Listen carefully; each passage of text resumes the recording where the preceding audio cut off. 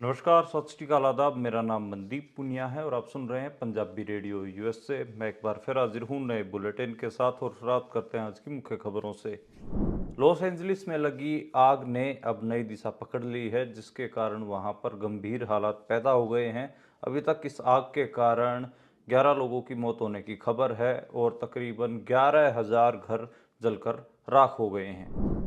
दिल्ली विधानसभा चुनाव को लेकर बीजेपी पार्टी ने अपनी दूसरी लिस्ट जारी कर दी है। दिल्ली में विवादित सांप्रदायिक बयानबाजी करने वाले कपिल मिश्रा को करावल नगर से बीजेपी ने टिकट दी है। खनौरी बॉर्डर पर भूख हड़ताल पर बैठे किसान नेता जगजीत सिंह डल्लेवाल की भूख हड़ताल का आज 47वां दिन है। उनकी हालत लगातार बिगड़ती जा रही है। आज उनकी मेडिकल रिपोर्ट्स भी सामने आई हैं, जिनमें उनकी कीटोन बॉडी बहुत ज़्यादा हो गई है। श्री अकाल तख्त साहिब के जत्थेदार ज्ञानी रघुबीर सिंह ने कहा है कि 2 दिसंबर को सुनाए गए फैसलों को सही से लागू नहीं किया जा रहा है। उन्होंने कहा है कि 7 मेंबरी कमेटी को क्रियाशील किया बिना 2 दिसंबर के सारे फैसले लागू नहीं माने जाएंगे। ये थी आज की मुख्य खबरें। अब करते हैं इन खबरों का विश्लेषण और शुरुआत करते हैं पहली खबर से। पहली खबर लॉस एंजलिस से। और अमेरिका में आप सबको पता है कि लॉस एंजलिस में लगातार आग लगी हुई है और अभी तक आग के कारण लगभग 11,000 घर चपेट में आ चुके हैं। 11 लोगों की मौत हो चुकी है और लगातार उस आग को बुझाने के प्रयास किए जा रहे हैं। लेकिन एक बुरी खबर ये है कि ये इस आग ने शनिवार को आज थोड़ा रास्ता भी बदला है और एक नई चुनौती ये सामने आई है कि जो आग है उसने कई दूसरे इलाकों में भी हवा हवा के रुख के कारण कई दूसरे इलाकों में भी फैलना शुरू कर दिया है। शुक्रवार रात को तेज हवाएं थोड़ी कम हुई थी, लेकिन पैलिसेड्स फायर की आग ने एक नई दिशा पकड़ ली है और ब्रेंटवुड और सैन फर्नांडो घाटी की तरफ ये आग बढ़ गई है, जिससे एक और निकासी आदेश जारी किया गया है।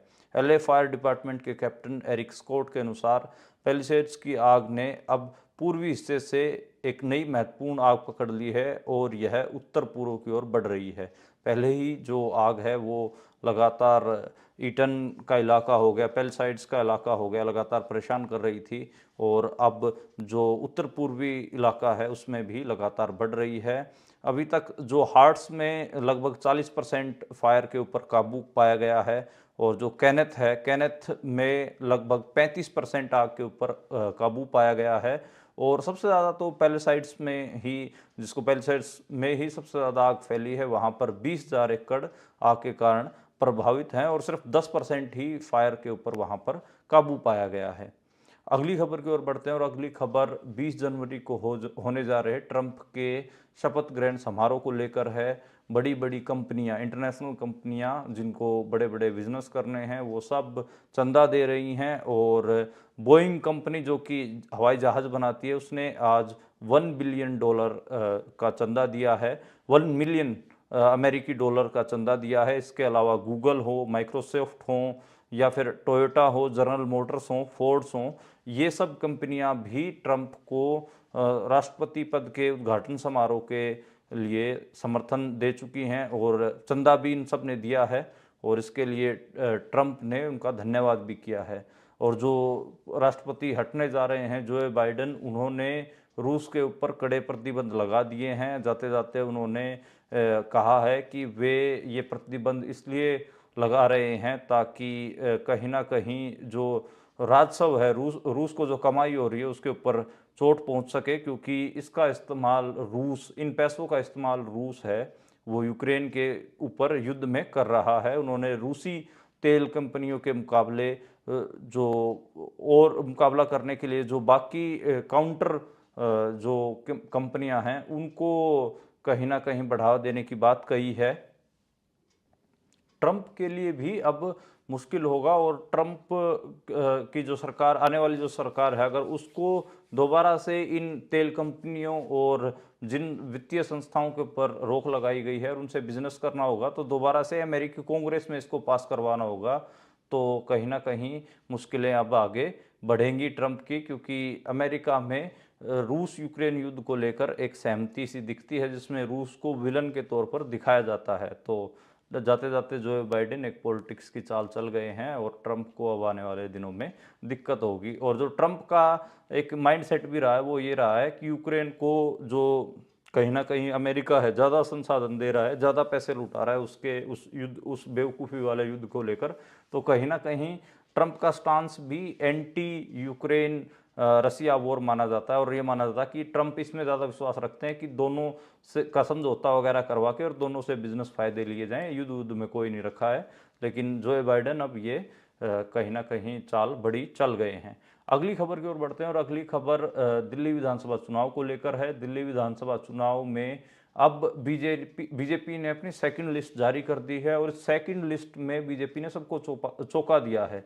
इंडिया में माइनॉरिटीज के खिलाफ लगातार बयानबाजी करने वाले कपिल मिश्रा को बीजेपी ने करावल नगर सीट से चुनाव लड़ाया है और इसको लेकर काफ़ी लोग बातें कर रहे हैं। पर मैं इस पर हैरान नहीं हूं, क्योंकि मैंने तो वो दौर भी देखा है जब 2019 में मध्य प्रदेश से लोकसभा का चुनाव साध्वी प्रज्ञा से बीजेपी की टिकट साध्वी प्रज्ञा को दे दी गई थी और उनसे चुनाव लड़वाया गया था। जबकि आप सबको पता है कि साध्वी प्रज्ञा बहुत सारे बम ब्लास्टों में मास्टरमाइंड भी रही हैं, आरोपी रही हैं, लेकिन उनसे चुनाव लड़वा दिया था। तो फिर भी कपिल मिश्रा सिर्फ मुंह से ही खराब बातें बोल रहा है। तो एक हिसाब से बीजेपी कैंडिडेट बनाने में ऐसे लोगों को जो लगातार माइनॉरिटीज़ के खिलाफ बयानबाजियां करती है, मुसलमानों के खिलाफ या दूसरे और अन्य सिख हों या क्रिश्चियन हों, उनके खिलाफ जो बयानबाजी करते हैं लोग, उनको बड़े आराम से टिकट देती है, आराम से उनको एमएलए और एमपी बना देती है। तो इसमें मुझे तो हैरानी नहीं है, लेकिन आज दिल्ली में इस चीज़ की खासी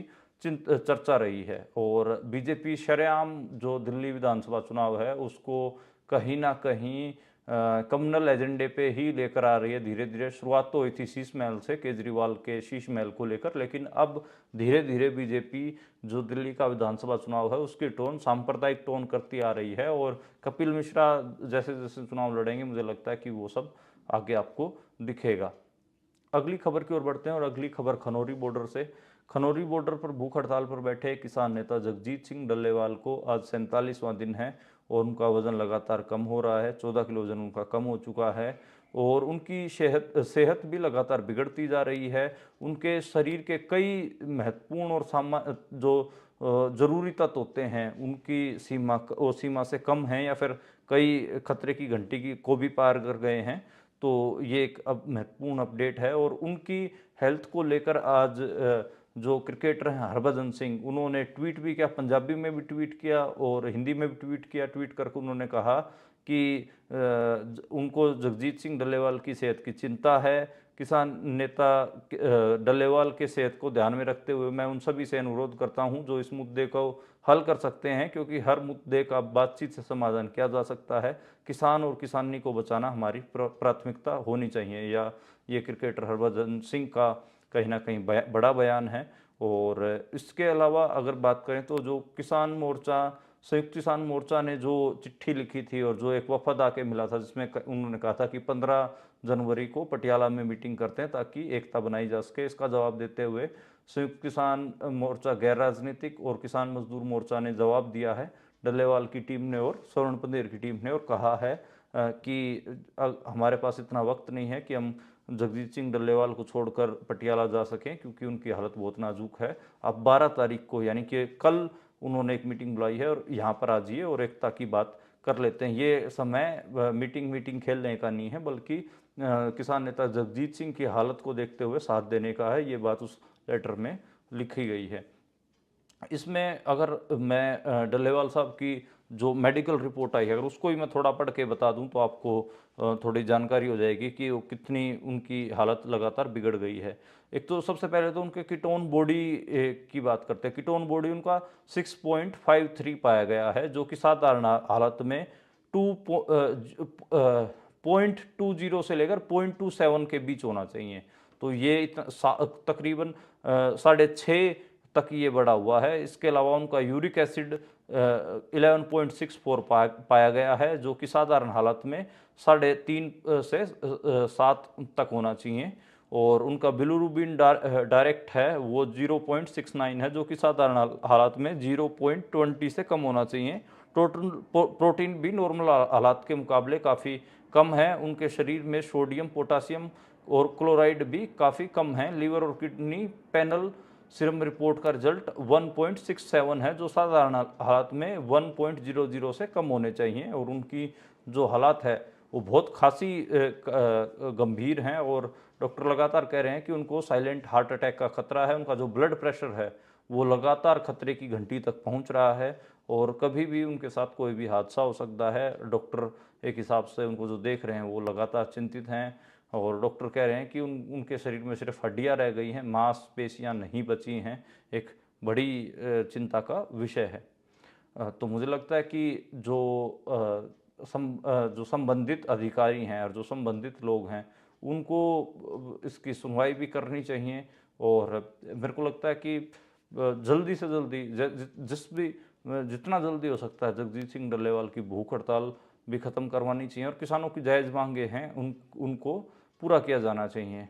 आज मैं जब रिपोर्ट आई तो बड़ा परेशान हो रहा था, तो मैंने एक कविता लिखी है, वो मैं आपको सुनाना चाहता हूँ। किसान नहीं बनाता बजट बही खाते, योजना और नीतियां वह नहीं गढ़ता है संसद में आय दुगनी करने के जुमले। किसान नहीं चाहता भूख प्यास से किसी की मौत, उसके और उसकी फसल के होते हुए, और कभी नहीं चाहता उसकी मेहनत की लूट पर टिकी रहें जुल्म करने वाली सरकारें। किसान नहीं जानता राजा जितनी चालाकियां, वजीर जैसी टेढ़ी चाल, दरबारियों जैसी तिकड़में, क्योंकि वह नहीं चल सका जीवन भर नए उगे पौधों को कुचलते हुए। किसान नहीं बाजता नफरत की पोथियां और बड़े बड़े फरमान, न ही कभी मंच से देता है कम गिनती के लोगों को मारने की धमकियां, क्योंकि मंदिर में खीर और मस्जिद में सेवियां उसी के दूध और अनाज से बनती हैं। किसान नहीं मांगता तुम्हारी लूट में हिस्सा, न तख्तो ताज और न ही मीडिया में झूठी वाहवाही। वह मांगता है अपनी फसल का सही दाम, अपने कर्ज से मुक्ति और उसकी मेहनत की लूट पर पूर्ण विराम। हुक्मरान और वजीर और उनके दरबारी पढ़ते नहीं कविताएं, न सुनते हैं भोर के गीत, न ही सुनना चाहते किसानों की जायज़ मांग। किसान बना रहे हैं टोलियां तुम्हारी नफरत पार्टियों से लड़ने के लिए जत्थेबंदियां, गांव गांव लगे हैं ठिकरी पहरे, नौजवान ताप रहे हैं अलाव की अब की बार उनकी फसल और ज़मीन की लूट न हो। सुनो हुक्मरान, अपने कुलों की चर्बी को अपने दिमाग पर न चढ़ने दो।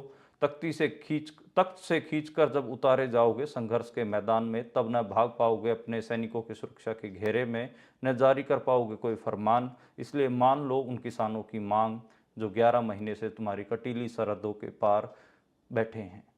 तो ये मेरे को लगा कि जो पूरी बातचीत है वो लिखी जाए, कि किसानों को जिस हिसाब से पोर्ट्रे किया जा रहा है, उनको एक हिसाब से खालिस्तानी आतंकवादी और पता नहीं क्या क्या माओवादी क्या क्या बताया जा रहा है। तो ऐसे में बड़ा दुख होता है, जो किसान देश का पेट भरते हैं और उनकी जो जायज़ मांगे हैं उनको पूरा नहीं किया जा रहा, और सरकार लगातार अनदेखी कर रही है। और जगजीत सिंह डल्लेवाल हैं किसान नेता, वो भी बिल्कुल जो मौत है उसके बिल्कुल मौत के किनारे खड़े हैं। अगली खबर की ओर बढ़ते हैं, और जो अगली खबर है वो पंजाब के आम आदमी पार्टी के विधायक की मौत के बारे में है। आज लुधियाना में उनकी मौत हो गई है, सिर के आर पार गोली हुई है, और उनकी आज अंतिम संस्कार कर दिया गया है। पंजाब के मुख्यमंत्री भगवंत मान भी वहाँ पर पहुँचे, और बताया जा रहा है कि कल रात को ये घटनाक्रम हुआ है। कल देर रात 12 बजे के आसपास गोली चली है, और जो गोली चली तो वो उनके सर से आर पार हो गई है, और एक ही फायर हुआ है और वो उन्हीं के वेपन से हुआ है। और इसको जो लगातार पहले आत्महत्या से जोड़ा जा रहा था, लेकिन शुरुआती जांच में पता चला है कि ये आत्महत्या जैसा कोई मामला नहीं है, डिप्रेशन जैसी भी कोई बात सामने नहीं आई है, ना ही कोई ऐसा सुसाइड नोट सामने आया है। बाकी जो अपडेट होगी, अभी इस मामले में कोई भी बात कहने जल्दबाजी होगी तो डीसीपी ने कहा है कि आगे कोई अपडेट होगी तो हम इस पर अपडेट करेंगे।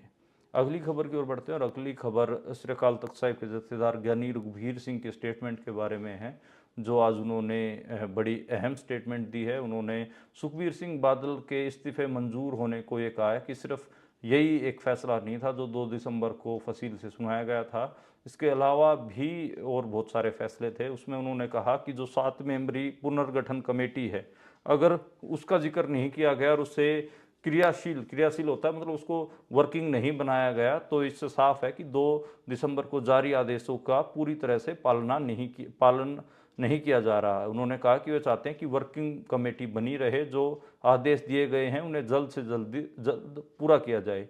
तो ये एक मामला है, और अब 20 फरवरी से सदस्यता अभियान शुरू होगा पार्टी का और आगे चुनाव होने जा रहे हैं और 1 महीने तक कहा जा रहा है कि सदस्यता अभियान चलेगा। 25 लाख नए लोगों को जोड़ने का टारगेट श्रोमणी अकाली दल को दिया गया है। अगली खबर की ओर बढ़ते हैं। जो अगली खबर है वो इसी से जुड़ी हुई है। अकाली दल के क्राइसिस के बीच एक नया अकाली दल आने की जो बात है वो लगातार तेजी पकड़ रही है। जो अमृतपाल सिंह के पिता हैं तरसेम सिंह और जो सरबजीत सिंह खालसा हैं जो फरीदकोट से सांसद हैं, वे दोनों लगातार हर शहर में जा जाकर प्रेस कॉन्फ्रेंस कर रहे हैं, लोगों से मिल रहे हैं। आज बड़ा बयान आया। उन्होंने सुखबीर बादल के ऊपर जो सांसद हैं सरबजीत सिंह खालसा, उन्होंने सुखबीर बादल के ऊपर निशाना भी साधा। उन्होंने कहा कि वो पिछले 4 साल से निष्क्रिय थे और अब अकाली दल और पंजाब में जब स्थिति बिगड़ने लगी और पंजाब तब वो एकदम से एक्टिव हो रहे हैं और उनके ऊपर जितने भी तमाम आरोप हैं उनको दोहराया भी गया। उन्होंने तरसेम सिंह ने कहा, जो अमृतपाल सिंह के पिता, उन्होंने कहा कि नई पार्टी बनाई जाएगी और जो हमारे 13 सूत्रीय जो एजेंडा हैं वो उनको लगातार फैलाया जा रहा है। उसमें कई ऐसे एजेंडा भी हैं जो हमारे नहीं हैं, जिसमें लगातार हमारे खिलाफ हवा बनाई जा रही है, जिसमें नाई की दुकान बंद करवाने वाली बात हो, इस किस्म की जो बात हैं वो फैलाई जा रही हैं। तो उन्होंने कहा कि हम जितना संभव हो सकेगा उतना प्रयास करेंगे ताकि जो सब झूठा प्रचार उनके खिलाफ किया जा रहा है उसको रोक सकें। और आज फिर पत्रकारों ने कहा कि क्या उनकी पार्टी का नाम अकाली दल आनंदपुर साहिब होगा, तो उन्होंने हंसते हुए कहा कि 14 जनवरी का वेट करिए। तो पहले तो उनके मुंह से निकल गया था, वो कह रहे हैं कि संगत से पूछकर हम नई पार्टी का नाम रखेंगे, लेकिन चूंकि अब ये तो बाहर आ चुका है कि उनकी जो पार्टी होगी वो अकाली दल आनंदपुर साहिब होगी। तो 14 जनवरी को जो माघी का मेला है उसका सभी को इंतज़ार है। उसमें जो श्रोमणी अकाली दल है उसकी भी हमको जो कन्वेंशन देखने को मिलेगी, कॉन्फ्रेंस देखने को मिलेगी। और इधर तरसेम सिंह और सरबजीत सिंह खालसा और जो अमृतपाल सिंह के साथी हैं वो अपनी नई पार्टी लेकर आते हुए भी दिखाई देंगे। तो ये दिलचस्प होगा कि अकाली पॉलिटिक्स किस तरफ लेकर जाएगी। एक तरफ तो ट्रेडिशनल अकाली दल है और उसका जो क्राइसिस चल रहा है वो भी लोगों को दिख रहा है, और दूसरी तरफ एक नया अकाली दल बनने जा रहा है। तो देखना होगा कि किस किस्म के रिएक्शन होंगे, किस किस्म के एजेंडा दोनों अकाली दल, एक अपनी कॉन्फ्रेंस में, कन्वेंशन में, और दूसरा अपनी नई शुरुआत में लेकर लोगों के बीच में जाता है। तो उससे ही पता चलेगा कि किस किस्म के तेवर दोनों पार्टियों के रहने वाले हैं माघी मेले के बाद। तब तक आप देखते और सुनते रहिए पंजाबी रेडियो यूएस से। कल दोबारा मुलाकात होगी नई खबरों के